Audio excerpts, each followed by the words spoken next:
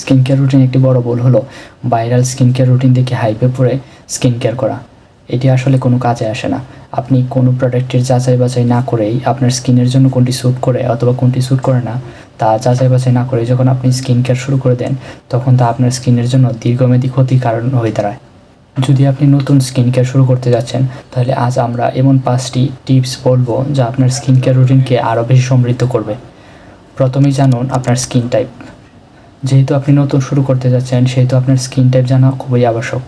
Normally 3 টাইপের skin type হয়: oily, dry এবং কম্বিনেশন স্কিন টাইপ।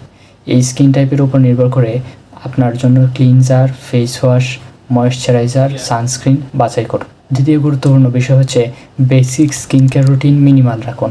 অর্থাৎ বেসিক স্কিন কেয়ারে আপনার প্রয়োজন অনুযায়ী প্রোডাক্ট রাখুন। এর বাইরে আপনার সমস্যার উপর নির্ভর করে অন্যান্য প্রোডাক্ট বাছাই করুন। যে বললেও একসাথে vitamin C, retinol, azelaic acid, niacinamide সবগুলো একসাথে ইউজ করবেন না। অবশ্যই আগে জেনে নেবেন যে আপনার স্কিনের জন্য এগুলো দরকার কিনা। তৃতীয়ত, নেভার স্কিপ সানস্ক্রিন।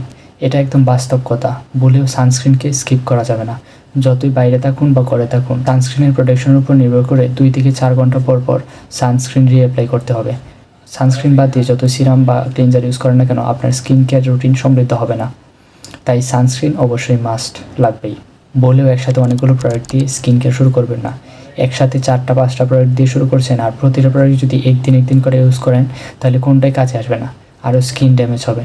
অবশ্যই নতুন প্রোডাক্ট দিয়ে কোনো স্কিন কেয়ার রুটিন শুরু করার সময় 1 থেকে 2 সপ্তাহ সময় সেই প্রোডাক্টটি দিতে হবে। তারপর আপনি ফিল করতে পারবেন যে সেই প্রোডাক্টটি আপনার স্কিনের জন্য কাজ করছে নাকি করছে না। এর উপর নির্ভর করে সেই প্রোডাক্টটি স্কিপ করবেন অথবা সেই প্রোডাক্টটি কন্টিনিউ করবেন। সবচেয়ে লাস্ট বিষয় হলো একটি সাইকোলজিক্যাল বিষয়। এবার রান ফর পারফেক্ট স্কিন। আমাদের দেশের স্কিন টেক্সচারে এরকম যে আমরা ওরকম গ্লোয়িং স্কিন পাবো না। আমরা আশেপাশে যে বাইরের যাদের স্কিনগুলো দেখি, সেগুলো মূলত হেলদি স্কিন কেয়ার রুটিনের কারণে তাদের স্কিনে ব্ল্যাক আউট, একনি, পোর্স ধীরে ধীরে মিনিমাইজ হয়ে এসেছে। তাই আপনি যদি healthy skin care routine follow করেন, তাহলে আপনার স্কিন আগের থেকে বেশি গ্লোয়িং হবে এবং স্কিন টোন ইভেন হবে।